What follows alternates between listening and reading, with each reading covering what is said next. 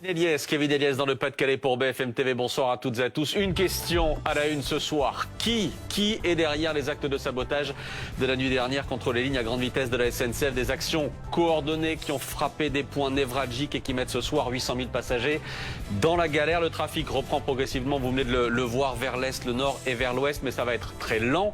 Et on attend maintenant de savoir quels trains pourront circuler ce week-end. On devrait avoir la réponse dans les heures qui viennent. Le tout alors que nous sommes évidemment à 2h30 maintenant de ce moment tant attendu du début de la cérémonie d'ouverture des Jeux Olympiques. C'est ce soir 19h30. On va vous faire vivre les tout derniers préparatifs, les toutes dernières coulisses. Mais d'abord donc cette enquête sur ce sabotage à grande échelle qui a frappé la SNCF.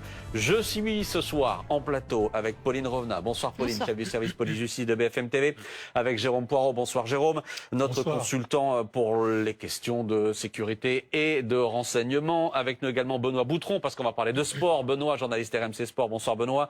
Avec également Guillaume Fard, notre consultant sécurité également. Bonsoir Guillaume. Et Bruno Pomar. Bruno, bonsoir. Président du think tank Initiative Sécurité Intérieure et ancien instructeur du RAID. Merci de le mentionner. Mais voilà, je vous en prie. Une question à la une, donc qui? C'est la question que je vous poserai dans un instant. Mais d'abord, on va retrouver Pierre Barbin, si Pierre est prêt du côté de la gare Montparnasse, parce que je le disais, le trafic reprend très progressivement. Pierre, ça a été très compliqué gare Montparnasse aujourd'hui après ces actes de sabotage qui ont notamment touché la ligne Atlantique. On en est où ce soir? Il est 17h. Oui, ça a été très compliqué à la gare Montparnasse ce matin et une bonne partie de l'après-midi. Vous le savez mieux que personne d'ailleurs, Maxime. Ça va un petit peu mieux. Le trafic a recommencé aux alentours de 13h, 13h30. Il y a quelques chanceux qui arrivent à voir un train parce que le ministre des Transports l'a expliqué. Il y a seulement un train sur 3 au départ de la gare Montparnasse. Les autres sont supprimés. Il y a quand même des voyageurs qui viennent pour voir si leur train est là et va partir. C'est votre cas, Mathilde. Vous allez à Bordeaux. Racontez-moi comment ça se passe pour vous. Eh bien oui, je devais aller à Bordeaux. J'ai pas eu de nouvelles jusqu'à là, il y a quelques temps. La seule info que j'ai, c'est que j'ai 90 minutes de retard, mais il n'y a rien qui est affiché, donc pour l'instant, j'attends. J'espère que mon train ne sera pas supprimé, en tout cas. Voilà. Malgré tout, vous me disiez, vous avez tenté de prendre un trajet alternatif, c'est ça? Oui, c'est ça. J'ai voulu passer par Austerlitz, parce qu'il disait que c'était pas coupé, pour aller jusqu'à Brive, et après de Brive, aller à Bordeaux. Mais finalement, j'ai abandonné l'idée, ça allait être trop compliqué. Donc, pour l'instant, on attend. Il n'y a rien d'autre à faire, quoi. Comment vous vous sentez par rapport justement à cette attente? Est-ce qu'il y a un peu de stress, un peu d'angoisse? Parce que vous partez juste pour le week-end. Oui, je pars que pour le week-end. Ouais. Non, mais c'est stressant, c'est chiant, c'est pénible. On attend, quoi. Rien d'autre à faire. Vous gardez le sourire, quand même. Ouais, bah il faut. Bon, on vous souhaite en tout cas bon courage. On espère que vous allez avoir votre train. Tout de même 800 000 voyageurs qui seront touchés par ces sabotages durant tout le week-end. Parce que c'est vrai, on parlait tout à l'heure avec le directeur de l'Axe Atlantique qui a dit que les travaux allaient prendre du temps. Donc forcément, il y aura des conséquences tout au long du week-end et sûrement lundi également. Une cinquantaine de trains annulés vers l'ouest aujourd'hui. Merci à vous Pierre Barbin avec Nils Olsen en direct de la gare Montparnasse. Guillaume Fard, je le disais, la grande question, et je salue Julien Joly qui vient d'arriver. Bonsoir à vous, expert transport pour Wavestone. D'abord Guillaume Fard, je le disais, la grande question ce soir, c'est qui? Alors il y a un certain nombre de regards qui se tournent après ces 4 actes de sabotage. Il y en a un qui a échoué, mais 4 actes de sabotage sur des lignes SNCF. La plupart des regards se tournent vers l'ultra-gauche. Pourquoi? C'est qui? De qui on parle? Et oui, et pourquoi est-ce que c'est ce mot-là qui revient ce soir? Plutôt parce que dans les grandes familles de menaces qui pèsent sur les Jeux Olympiques, on a beaucoup parlé du terrorisme, on a parlé aussi un peu de l'ingérence, notamment de l'ingérence russe, et puis on a parlé de la menace dite revendicative, c'est-à-dire la menace politique, des activistes politiques. Du côté de l'ultra-gauche, il y a un mot d'ordre qui est assez simple, hein, pas de gouvernement, pas de JO, c'est ce qui tourne depuis quelques semaines sur des réseaux sociaux, des boucles d'échanges, Telegram, Signal, bref, des outils d'application de conversation numérique chiffrée. Et les services de renseignement s'attendent à des actions d'entrave qui peuvent prendre différentes formes. Ça peut être le blocage, ça peut être déployer une banderole, ça peut être se coucher sur la voie 2, coller ses mains sur, enfin bon, tous des modes d'action que l'on connaît. Bon, malheureusement, ils m'ont pas trop attendu pour y avoir recours en de multiples circonstances.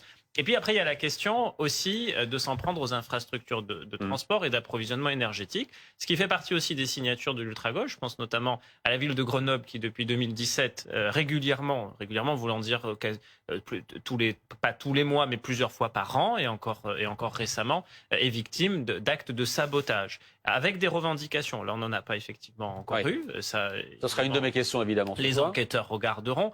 Mais pour l'heure, des premières informations qu'on a ici, de ce qui nous remonte, c'est plutôt vers cette piste qu'ils regardent. Et puis, il y a un précédent à Marseille, le jour de l'arrivée de la flamme, le 8 mai, avec une tentative de sabotage d'une ligne TGV, celle qui dessert Marseille. Est-ce que c'est une tentative échouée ? Est-ce que c'était une façon de tester quelque chose en vue d'eux?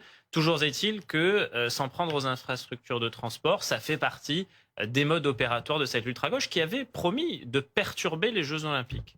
Ce qui est sûr, alors on reparlera de l'absence de revendication dans un instant, ce qui est sûr, Pauline Revenat, l'acte criminel ne fait aucun doute évidemment. Oui. Il y a la prudence de Gabriel Attal, le Premier ministre tout à l'heure, qui disait voilà, on va rester prudent sur le qui a pu faire ça. Mais ce qui est sûr, c'est que c'était coordonné, simultané, voilà, tout était préparé en réalité. Coordonné, simultané, planifié. C'est assez impressionnant et c'est inédit. Enfin, en tout cas, là, ça fait on n'a jamais vu ça en France et le jour de la cérémonie d'ouverture, par définition. Il n'y a pas de revendication, il n'y a pas d'interpellation à l'heure où on se parle. Et le parquet de Paris, surtout, ouvre une enquête avec la JUNALCO, la juridiction de la criminalité organisée. Donc on se donne les moyens, c'est la SDAT, la sous-direction antiterroriste, qui coordonne l'enquête. Et le premier fil d'enquête qu'il va falloir tirer, c'est cette fameuse camionnette qui a été vue dans Lyon. Il y avait des individus qui ont été mis en fuite. Évidemment, dans Lyon, c'est là où ça a échoué. C'est la tentative qui a échoué. Et là, eh bien, les gendarmes ont été dépêchés pour faire évidemment des relevés d'empreintes, comme on fait sur toutes les scènes, et pour tenter de remonter ces auteurs présumés. Parce que vraiment, là, il y a urgence à les interpeller et à démanteler cette espèce de réseau organisé, puisque ça a tapé à plusieurs endroits et exactement au même moment. Je m'arrête sur un mot que vous avez prononcé, antiterroriste. Jérôme Poirot, ce soir, c'est l'antiterrorisme qui mène l'enquête. Non. Alors. Non, ça n'est pas le parquet national antiterroriste. Voilà, mais parce que Pauline disait à l'instant, c'est la sous-direction antiterroriste. Oui, mais ça il faut expliquer la subtilité. Ça n'est pas incompatible. Donc, ce n'est pas le parquet national antiterroriste, mais c'est la sous-direction antiterroriste qui coordonne les enquêtes, parce qu'elle a des compétences particulières qui sont tout à fait adaptées pour ce type d'enquête. Donc, effectivement, là, il y a une subtilité, mais jusqu'à présent, les autorités n'ont pas parlé d'actes de nature terroriste. Et c'est elle qui avait été saisie sur la tentative le 8 mai à Marseille, donc il y a une espèce de continuité. Il n'y avait pas eu d'interpellation non plus. Et là, elle est saisie pour ses actions coordonnées. Jérôme, 3 actions simultanées qui réussissent, du point de vue en tout cas de leurs auteurs, puisqu'on a donc des armoires électriques, des câbles qui ont été incendiés, des câbles qui ont été coupés, des câbles qui ont été volés, etc., avec des modes opératoires qui se ressemblent d'un point à l'autre. Qui est capable de faire ça? Je dis bien capable, c'est-à-dire d'avoir cette logistique, la structure pour mener ce genre d'opération. Est-ce que ça nécessite, le mot est peut-être mal choisi, mais des compétences particulières? Ah, tout à fait. C'est des compétences qu'ont notamment des services de renseignement, et notamment les services de renseignement des pays qui ne sont pas nos alliés, comme effectivement la Russie. Et il faut bien dire que... C'est-à-dire que là où Guillaume Fard dit plutôt ultra-gauche, vous dit attention ingérence. Ah non, mais il y a différentes hypothèses.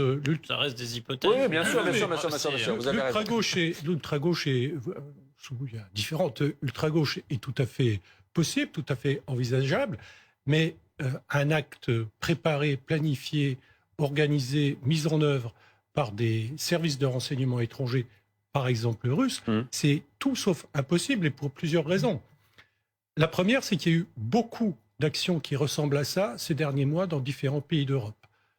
Liées à la guerre en Ukraine, il y a eu toute une série d'incendies très importants, notamment en Pologne, le 12 mai, un des plus grands centres commerciaux polonais, le centre Mariwilska 44, a été quasiment entièrement détruit par un incendie. Il y a eu d'autres incendies criminels qui visaient des services publics en Pologne, et il y a eu en Allemagne, comme au Royaume-Uni, des incendies dans des entrepôts qui contenaient toutes sortes de matériel destiné à l'Ukraine. C'est un mode opératoire classique et quasi revendiqué par les Russes depuis plusieurs mois dans leur guerre qu'on dit hybride, de toutes sortes d'ingérences et d'actions qui sont menées contre les alliés de l'Ukraine. Ça ressemble, ces modes d'action, à ce que nous avons vu là. il y a un point quand même qui est très important, c'est il faut concevoir tout ça, il faut savoir exactement là où il faut frapper, donc incendier pour que ça ait le plus d'effet possible. Et manifestement, tout ça a été extrêmement bien préparé. Ça ressemble aussi du point de vue des exécutants à ce qu'on a vu avec les étoiles de David à l'automne dernier, avec les mains rouges, avec les 5 cercueils au mois de mai déposés devant la Tour Eiffel. C'est-à-dire des opérations qui sont très bien conçues, planifiées, mais dont les exécutants sont plutôt des branquignoles. Bon, alors encore une fois, on est vraiment au stade des hypothèses. Je salue Dominique Bussereau, l'ancien ministre des Transports, qui est avec nous. Je vous donne la parole dans une seconde parce que je voudrais vous entendre, notamment sur le qui a pu faire ça, Dominique Bussereau, vous qui avez été en charge de ces dossiers-là. Mais simplement, Julien Joly, pour appuyer sur ce qu'on disait tout à l'heure avec Pauline Revenat, c'est planifié, c'est préparé, etc. Ils n'ont pas tapé n'importe où. C'est-à-dire que les cibles qui ont été choisies par ceux qui ont visé ces lignes SNCF, ce sont systématiquement des points névralgiques, des points importants qui ont été touchés.